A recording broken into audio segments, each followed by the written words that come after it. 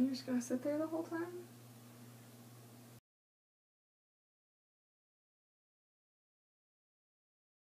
Hi, this is my book review for Black Cauldron by Lloyd Alexander. I wrote a review about it and posted it on homepages in February, I believe. So I'll put the link for that in the little bar down below, or on the side, depends on where you're watching it.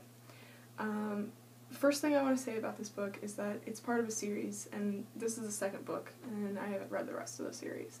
So I'm not going to compare it to any of the other books, and I really don't have any basis against any of them. So this is a standalone review. I may read the series later, but for right now, it's just the review for the Black Cauldron. So the book revolves around the main character. His name is Taran, and he works for Dalbin, who's kind of the ruler of a small piece of land. And they get a report that someone stole the Black Cauldron and is bringing people back to life with it. So they're all told to go. Stop it! What are you doing? Okay. So they all have to go and find it, and they have this plan about how they're going to get there and steal the cauldron and bring it back to Dalbin City, but they don't have a plan for what happens if they get separated or if someone dies, which is exactly what happens. He and his friends get separated from the rest of the group, and they end up having to fend for themselves, and it's really difficult. Some of the mistakes that they make are just stupid, everyday, kind of common knowledge mistakes, but it's a children's book, pretty much geared towards kids in the 5th and 6th grade, so for them I guess it's not that big of a deal, but for adults reading it you might find some logical fallacies. After they get separated from the rest of the group, they find a group of witches, 3 of them, that have acquired the cauldron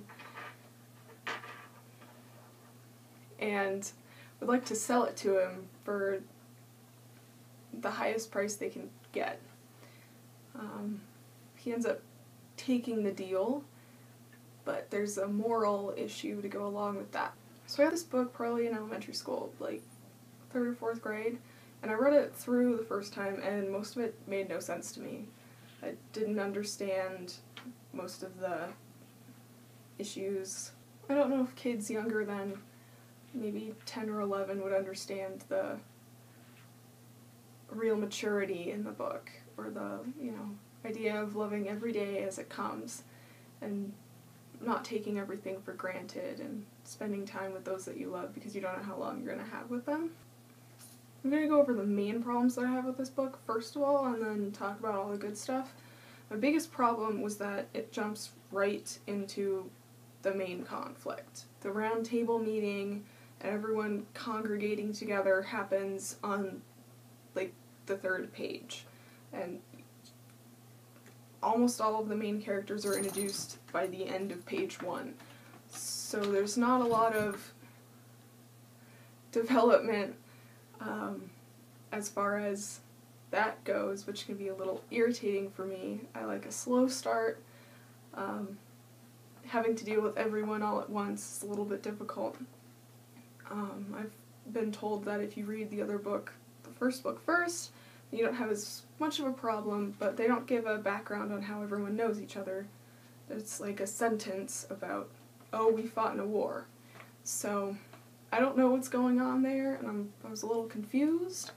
Another problem is that their travel to Anuvan, where the Black Cauldron is being kept, so they think is maybe a page long. It's really short, and there's not a lot of description, and I think he could have added a bit more of character development in there. But apart from that, I think it was a pretty good book. The characters are developed pretty quickly, which is okay, especially since it's kind of a short book. There's only so many pages for character development, but they don't change very much. Only the main characters change, and I don't like that, because humanity is an ever-growing, rapidly changing society, so it was strange that some of them didn't do much. Keeping the witches' names apart was really difficult for me. They all start with the same syllable and pretty much the same. Their personalities are different, but their names are really hard to get, and you have to backtrack a couple of times. Can't pronounce some of the names, so it's hard to picture it in your head as you're reading. I got a few of the names mixed up as I was reading, like Lydia and Elanwe. They're two separate genders, and you really shouldn't confuse them, but I did. It made for some awkward, confusing situations. First impressions are everything, so the first impression that you get from a character should be the best that you can possibly get from them. And for some of the characters, it was good. Taran is portrayed as this sort of immature boy who's trying to grow up and be mature and spend time with the adults, even though he's not making the most adult decisions. And his nemesis, Lydia, is portrayed as this really annoying kind of bratty boy who got everything he deserved. So when they change over time, it's really nice to see that they can sort of get over their difficulties with each other, and Lydia can learn that selflessness is better than selfishness most of the time. So the use of dreams as premonitions, it's not a new concept, and it's really widely used, so I have a problem with it most of the time, but in this book, it wasn't overly used. It was pretty minimal, and it wasn't an ability that he had. So it was it was nice that he didn't just wake up one morning and he suddenly had the ability to see into the future. The imagery throughout the book is phenomenal. I love it. There's a quote that I have that portrays that perfectly. This comes from the passage after the group has been split off, and they've escaped from the evil huntsman, and they're traveling to the witches to find the Cauldron. The day was bright and crisp as Menelaus, Taran's horse, cantered over the frosty ground. Taran caught sight of a glittering dew-covered web on a hawthorn branch, and the spider busily repairing it. It's just a nice description of the morning and how, like, kind of lazy it was. You know, when the sunlight falls through the trees and you just relax a little bit. It's like the calm before the storm. It contradicts the tone of the plot, like not 2 pages before where all the characters are desperately fighting for their lives. My favorite character out of all of them has to be Aedaon, or Aedaon? I don't really know how to pronounce his name. It's A-D-A-O-N. He's younger, probably early 20s, and Taran kind of looks up to him as a role model because he's this mature guy at a very young age. He has this understanding that everyone should enjoy the world and those who are in it because you don't know how long you're going to have. And there could be an accident, or you could get cancer, and you just don't know what's going to happen. You just have to take life one day at a time and appreciate the small things and the big things.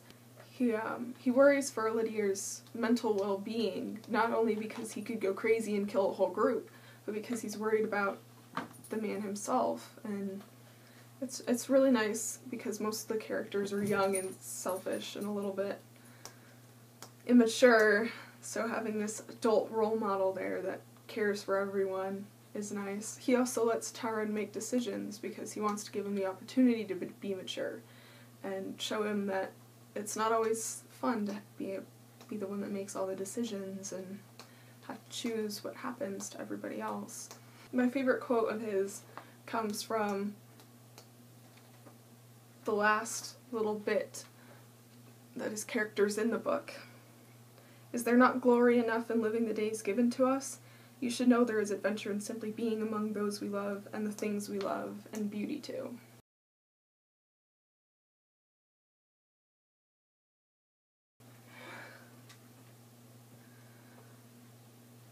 I can't do this with you here, child. I can't.